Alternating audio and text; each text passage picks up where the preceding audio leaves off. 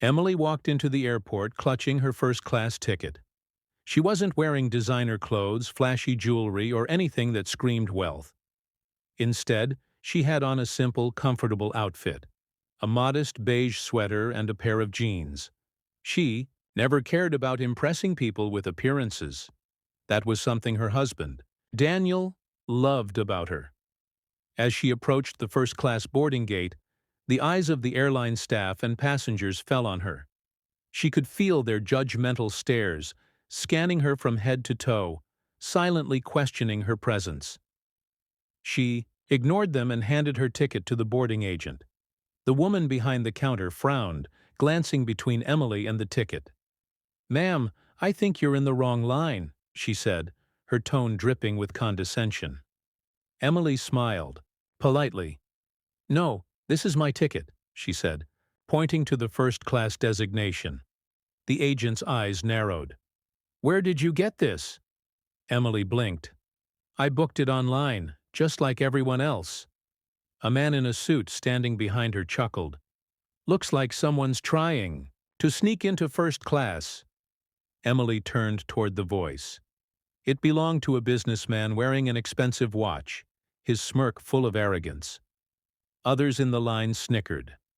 The boarding agent sighed dramatically and called over a flight attendant. "Can you please verify this ticket? Something doesn't seem right." The flight attendant, a tall woman with a sharp, unfriendly expression, snatched the ticket from Emily's hand. She studied it, then looked Emily up and down with open skepticism. "This is a first-class ticket." Emily nodded. "Yes, I know." The attendant pursed her lips. "Who bought it for you?" Emily frowned. "Excuse me?" The woman crossed her arms. "You don't exactly look like our usual first-class passengers." The businessman laughed. "Maybe she won the lottery or something." More chuckles followed. Emily felt her cheeks flush, but she remained calm. "I don't see why my appearance should matter.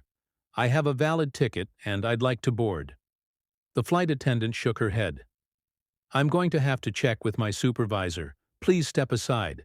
Emily took a deep breath and moved aside as the woman walked off, whispering to another staff member while glancing back at her. The whispers, the stares. It was humiliating. She could feel everyone silently judging her. Minutes passed. Passengers continued boarding while Emily waited. Finally, the flight attendant returned with another staff member, a middle-aged man with an authoritative air. He looked at her ticket, then at her, and sighed as if she were an inconvenience. "I'm sorry, but we have reason to believe there was a mistake with your booking," he said. Emily's patience was wearing thin. "What kind of mistake?" The man hesitated. "We can offer you a seat in economy, free of charge, of course." The businessman smirked. "That sounds more fitting." Emily clenched her fists. "I paid for first class. Why should I have to move?" The flight attendant sighed again, louder this time. "Look, ma'am, we have other passengers waiting. You can either take a seat in economy or not board at all." Emily stared at them, her heart pounding. This wasn't about a seat. It was about how they saw her, like she didn't belong, like she was unworthy of their so-called elite standards. She took a breath, weighing her options. Arguing wouldn't change anything. They had already made up their minds.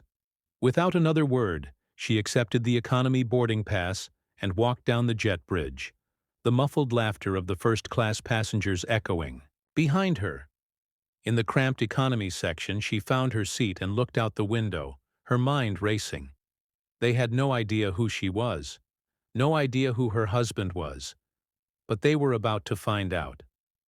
Emily sat quietly, her heart still pounding with frustration. The humiliation replayed in her head, the stares, the laughter, the way they dismissed her. She wasn't angry about losing the seat. She was angry about how they treated her. She took out her phone and sent a quick message to her husband. "Emily, I just got kicked out of first class because they didn't believe I belonged. They forced me into economy." Seconds later, her phone vibrated. Daniel. What? Which airline? What flight number? Emily smirked slightly. She knew exactly what was coming. Daniel wasn't just wealthy, he was the billionaire owner of the very airline they were flying on. But unlike other tycoons, he kept a low profile, never flaunting his fortune. It was one of the things she admired most about him. But today, he was about to make an exception. As the plane taxied down the runway, the first-class passengers sipped champagne, completely unaware of what was coming. The businessman stretched out, smug and relaxed. Then, a sudden announcement crackled over the intercom. "Ladies and gentlemen, this is your captain speaking. We have an important message from the owner of our airline, Mr. Daniel Carter." Flight attendants froze. Passengers exchanged confused glances. Daniel's voice came over the speaker, calm but firm. "Good evening, everyone. This is Daniel Carter, the owner of this airline. I was just informed that my wife, Emily Carter, was denied her rightful first-class seat due to an assumption based solely on her appearance." A hush fell over the cabin. The businessman paled. Flight attendants looked panicked. "I do not tolerate discrimination or arrogance on my airline," Daniel continued, "and I certainly do not tolerate the mistreatment of my wife. Effective immediately, the flight attendants involved in this incident will be relieved of their duties upon landing.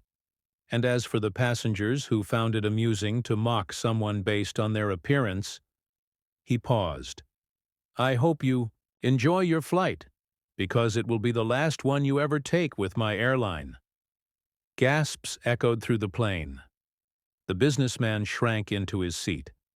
But Daniel wasn't done. "To correct this mistake, my wife will be moved back to first class where she belongs." The lead flight attendant, now pale as a ghost, rushed down the aisle toward Emily's seat, her hands trembling. "Mrs. Carter, please allow me to escort you to first class." Emily looked at her calmly, then at the stunned faces around her. She saw the guilt in their eyes. She stood, smoothing her sweater. "I appreciate the offer, but I think I'll stay here." The attendant's eyes widened. "But ma'am—" Emily smiled. "I'm comfortable." She turned to the fellow economy passengers, many of whom had witnessed her earlier humiliation. "Besides, I think I'd rather sit with people who don't judge others by their clothes." A few cheers broke out. The businessman shifted in his seat, squirming. "Look, I didn't mean anything by it." Emily looked at him, her expression unreadable. "I know exactly what you meant." The rest of the flight passed in tense silence. Flight attendants tiptoed around Emily, trying desperately to offer kindness. But she didn't need it. She had already made her point. When the plane landed, a group of airline executives were waiting at the gate, ready to address the situation. Emily walked past them with quiet dignity, knowing the people who judged her had learned a lesson they'd never forget. Sometimes the best revenge is simply proving them wrong.